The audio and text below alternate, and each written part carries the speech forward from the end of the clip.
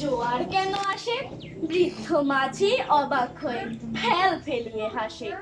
বাবু বলেন, সারা জনম মরলি রে তুই খাটি, জ্ঞান বিনা তোর জীবনটা যে চারি আনাই মাটি। খানিক বাদে কহেন বাবু, বল তো দেখি ভেবে, নদীর ধারা কেমনে আসে পাহাড় হতে নেমে?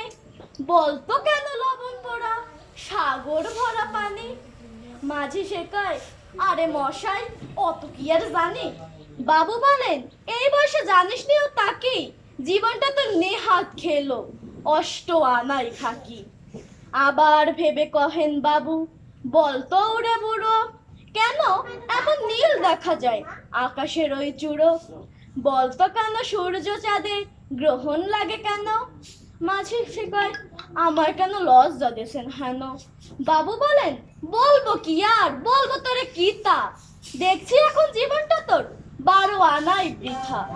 খানিকে বাদে ঝড় উঠেছে, ঢেউ উঠেছে ফুলে, বাবু দেখেন নৌকো খানি ডুবলো বুঝি দুলে।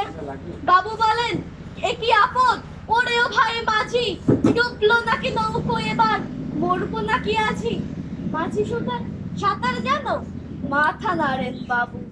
মূর্খ মাঝি বলে, মশাই এখন কেন কাবু?